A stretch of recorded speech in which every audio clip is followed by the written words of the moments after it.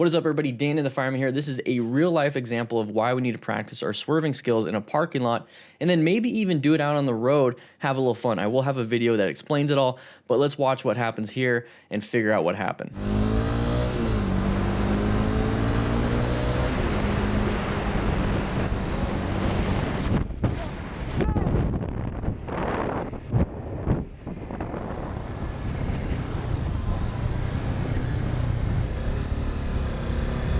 Once again, I do have this training on the DDFMcrew.com website. Please check it out. I will link to the swerving section of it so that you know exactly what to do and how to practice it. Okay, let's go ahead and move on to this part right here. So we're going.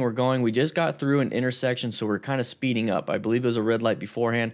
Now we're just speeding up. So we're not hauling butt. We're not even going to the speed limit yet, maybe, but maybe very close. Anyways, moving over, and there it is. There's the side of the vehicle. This is what I talk about all the time on my live streams, is that we need to recognize patterns so that we can be well prepared before we have to do any type of red stage maneuver, which is like a braking or a swerving, okay?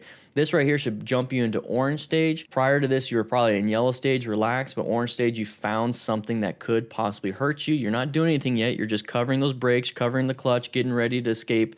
You're doing something just in case they decide to come out.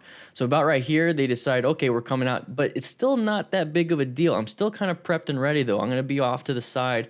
Not that big of a deal because maybe they're going to go in that first available lane.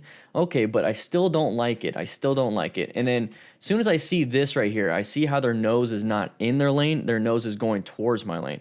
Now, this happens all in a split second. So the fact that we can go ahead and pick it frame by frame in an after action review is very good, so we can hopefully do this without even thinking when we're out on the road, okay? But anyways, side of the vehicle, nose is pointed towards our lane. We should already start moving. We should jump into red stage like right now or like a couple milliseconds before this and get ready to do something. This is not enough total stopping distance for ourselves to brake. So what's the other emergency maneuver that we can do? That's going to be swerving, and he did a good job. So he's going to swerve to his escape path, and he went from lane position like 1 in the middle lane to lane position 3 in this lane. So he only really moved 1 lane position for motorcyclists, basically.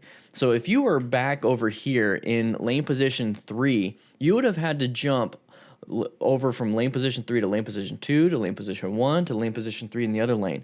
That's multiple lane positions you have to swerve over. So this is why I always tell you guys to set yourselves up for success, just like this motorcycle rider. So if we scroll back just a little bit right here, as soon as I see this, if I was in lane position 3, I'm moving over to lane position 1, just so I can have that little extra, set myself up for success, remove all wasted movements so that we're not having to swerve all the way across if we had to. We're not protecting our lane here. We're just doing something just in case this person wants to switch over so we can move over too. So right here, I'm in lane position 1. If I was lane position 3, I moved over to lane position 1 about right now. Okay, I see this car. Okay, I don't like you. I'm switching lanes. I don't even care.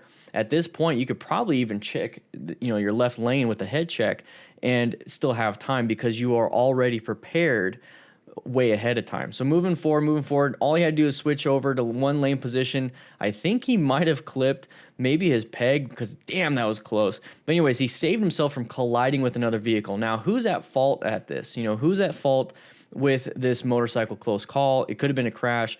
It's this car driver. Now, this car driver's at fault, but who's responsible for your safety? You are. So this is why I don't care who's at fault or not. I need to find out what type of patterns, what type of things these people want to do, and I'm going to find solutions to these problems so I don't have close calls, so I don't have crashes. So the side of the vehicle like this right here should really put you in orange stage. Get ready for a red stage maneuver, which is a swerve in this situation. Move on with your day. You can go ahead and look back. You can do everything. This person should have paid attention, but here's the thing. What's in front of you? An intersection. We don't know if there's any left turners. I know there's a red light for turning, but we never know. We don't know. So move on to the next one. We just did achievement unlocked on that right there. We finished. We did a great swerve. Boom. Next situation right here. Pull over if you still have some thoughts and relax and get back into it. Very good job on this rider. Did a great job swerving. Did a great job putting themselves in a good situation. Saw the hazard way ahead of time. Did what had to do. Didn't panic.